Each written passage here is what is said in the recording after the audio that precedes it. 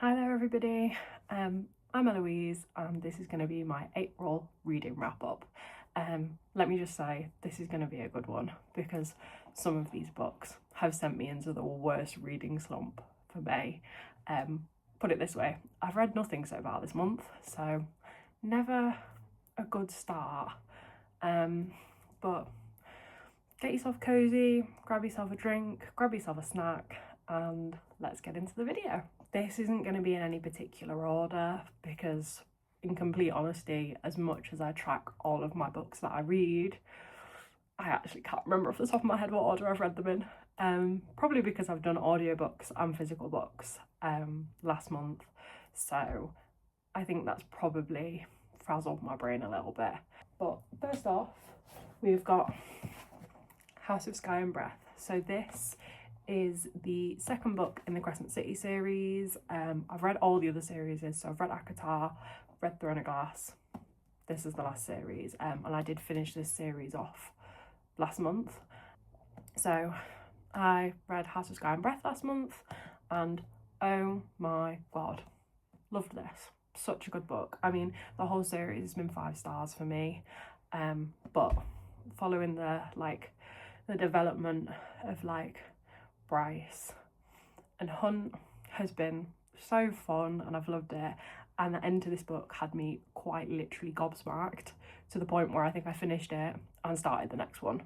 If you've read the series, you know what I'm on about, but I don't want to spoil it for people that haven't, because literally when I tell you you will not expect this, you will not expect this, because it was next level. I mean, it's sort of I don't know, I can't say anything without ruining it, but 10/10, one of the best twists near the end of a book ever, to the point where my friend was like, when you finish this, ring me, and I did, because I was like, I need to talk to somebody about how great this is.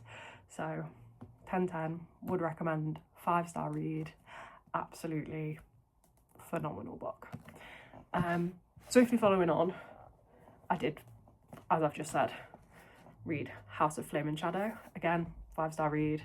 I quite literally finished that book and then picked this one up because I couldn't not follow it on after I'd read the end of that book. And this was the last book in the Crescent City series, meaning I've finished all of ACOTAR, Throne of Glass and Crescent City now, meaning I am ready for books 6 and 7. So I can't wait. But yeah, again, 5-star read, really rounded off the story for me. It was just so good, and it was also quite fun because you've got sort of 2 very polar opposites part of a story going on near the beginning. So you've got one half that's quite upsetting and dark, and then you've got a more it's still, not the most happiest time, but a bit more of a comedical, funny sort of light-hearted time, and it flits between those 2 POVs, which was really fun. I also had a lot of tears come from this book, things that I didn't think would get me, but they did. And again, I'm not going to say what, because I don't want to spoil it for those who haven't read it, because literally it's so good, and I'm so glad I didn't have it spoiled for myself, because it was just so good to feel it and read it all in the moment, not knowing what was coming. So yeah, again, another 5-star read for me last month. Then swiftly following on, I also read Saving Six by Chloe Walsh, which is the 3rd book in the Boys of Tommen series. If you don't know what the series is about, it sort of follows Shannon. Well, the first 2 books follow Shannon and Johnny, and then these ones follow on with her brother Joey and Aoife. I believe I've said that right. Please correct me if I'm wrong down in the comments. But yeah, they're about rugby players. They're quite dark, so they do follow topics of domestic abuse, violence, drug abuse, and a lot of darker topics. So I wouldn't recommend anybody under the age of 18 reading them, or if you're triggered by any of them things, again, they are quite detailed in what happens, so they're definitely not the nicest books to read, but again, they are still really, really good. For me, this was 3 stars, so I didn't enjoy it as much as Binding 13 or Keeping 13. I really struggled to get into it, and I don't know if that's just because I loved the other 2 books so much and I'd taken a bit of a break, because they were very difficult reads. Like Keeping 13 did quite upset me, so I don't know if that break maybe caused me to struggle, I'm not sure, but it just, for me, it wasn't as good. However, I have started the next one, which is Redeeming Six, and I am already enjoying that more than I enjoyed this one. So hopefully it was just a little one-off, that it wasn't really my favourite. But yeah, still a 3-star read, still really, really good. Obviously, it's still, if you're following the series, you still got to read it, but by no means am I going to say you'll read this and go, oh, I'm stuck, I can't read anymore. So yeah. Then a new sort of book genre that I've picked up over the past maybe 2 months is like crime and thriller. I've never read it before, but my friend recommended a Freida McFadden book to me, so I read that. I can't remember which one it was now, but I think it might have been Never Lie. Not too sure though. Oh no, it was The Housemaid. Sorry, the Housemaid film came out and I was like, I need to read that before I watch the film. So my mum was like, Freida McFadden's so good, like you need to read it. So read that, and then it sort of made me go, oh, I actually really like a thriller book. So I've started reading the Mind F series. Obviously, I'm not gonna say that word on here, but you know what it is. So this is the 3rd book in the series. Again, they're like short little novellas. So 90% of the time, if you buy the physical copy, it's all the books together, which I think comes like 500, 600 pages, because they are like all little books that are probably between like 90 and 150 pages. So this is the 3rd one. I'm going to be completely honest, this has been my least favourite so far. The first book, loved it, like absolutely loved it. I can't remember the name of it now, but loved the first one. The second one, really enjoyed that. I think that was my favourite so far. But then this one, it just wasn't quite hitting the spot for me, if that makes sense. But it was still really, really good. Just definitely wasn't my favourite out of the ones I've read so far. But I am really excited to start getting into the next few.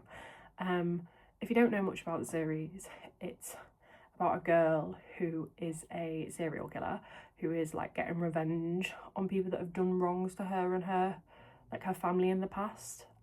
Again, it does follow some darker topics around like sexual assault and abuse and things like that, but it is like, it's, so far I found it not to be really, really detailed, but it is quite graphic, as she is a serial killer, and basically she falls in love with the FBI agent who's running her case.